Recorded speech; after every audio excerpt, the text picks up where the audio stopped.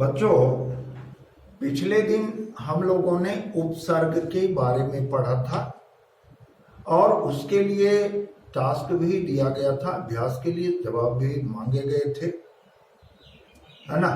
अब तुम लोग कितना किए हो ये तो अब बाद में हम जांच करेंगे। अब हम लोग प्रत्यय के बारे में पढ़ते हैं। प्रत्यय प्रकरण भी है और प्रत्यय बनाना भी, प्रत्यय जोड़ना भी बच्चों को दिया जाता है, इसलिए अभ्यासार्थ भी दिए जाएंगे। और प्रत्यय कहते किसको हैं, वह क्या होता है, इसके बारे में हम लोग समझते हैं।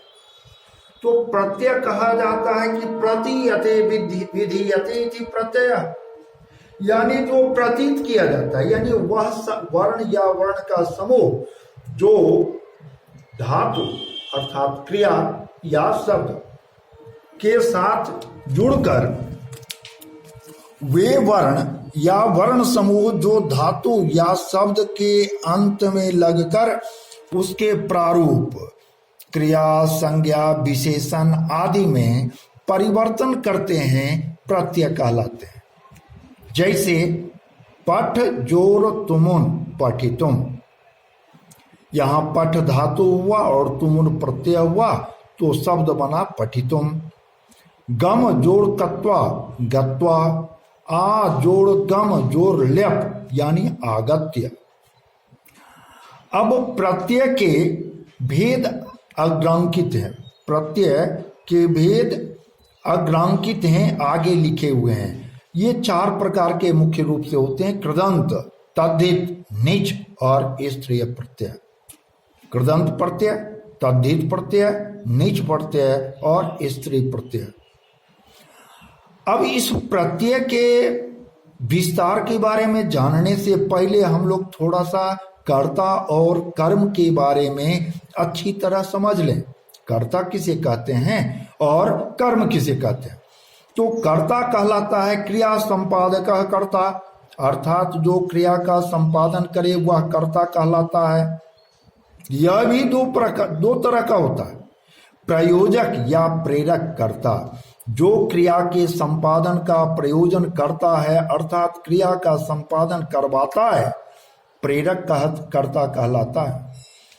और प्रयोज्य या प्रेरित कर्ता जो खुद क्रिया का संपादन करता है, प्रयोज्य या प्रेरित कर्ता कहलाता है। जैसे पिता पुत्रम मेघम दर्शयति, यहाँ पिता प्रयोजक करता है, अर्थ हुआ इसका पिता पुत्र को मेघ दिखलाता है। देखता कौन है, तो पुत्र है, तो पुत्र भी एक तरह से करता ही है, लेकिन पिता चूंकि दिखलाने का काम करता है इसलिए यहां पर पिता प्रयोजक करता है। दूसरा शब्द, दूसरा वाक्य लें, पुत्र मेघम पश्यति, पुत्र मेघ को देखता है, तो यहां पुत्र देखने वाला पुत्र ही है, तो पुत्र प्रयोज्य करता हुआ। ठीक है। वैसे ही अब कर्म, कर्तुड़ी इप्सित तमम कर्म, अर्थात कर्ता की अत्यंत इच्छा जिस काम को करने में हो उसे कर्म कहते हैं। यह भी 2 प्रकार का होता है, प्रत्यक्ष कर्म, इसको अंग्रेजी में डायरेक्ट ऑब्जेक्ट भी कहते हैं। क्रिया का प्रभाव जिस शब्द पर सीधा या प्रत्यक्ष होता है प्रत्यक्ष कर्म कहलाता है। दूसरा अप्रत्यक्ष या गौण कर्म, क्रिया का प्रभाव जिस पर प्रत्यक्ष नहीं होता गौण कर्म कहलाता है। जैसे हरि भक्तम स्वर्गम गमयति, हरि भक्त को स्वर्ग को भेजते हैं, तो यहाँ भक्तम प्रत्यक्ष और स्वर्गम गौण कर्म हुआ। अब हम लोग प्रत्यय पर आते हैं। तो कृदंत, कृत अंत कृदंत, अर्थात वे प्रत्यय जो क्रिया के अंत में लगते हैं कृदंत कहलाते हैं।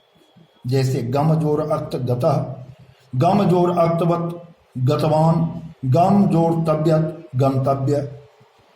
इसी प्रकार तद्धित प्रत्यय ततहितः तद्धितः, अर्थात वे प्रत्यय जो शब्द यानी संज्ञा, सर्वनाम, विशेषण आदि के साथ लगते हैं तद्धित प्रत्यय कहलाते हैं। जैसे पांडु जोड़ अण पांडवः, रघु जोड़ अण राघवः आदि।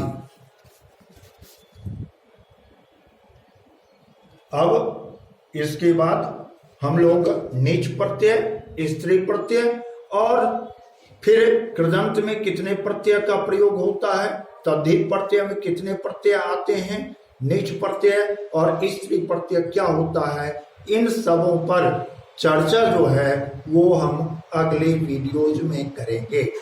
पहले आप लोग इसको 2 बार 3 बार पढ़कर अच्छी तरह समझ लें और इसके बाद तब आगे भी समझने में आसानी होगी। धन्यवाद।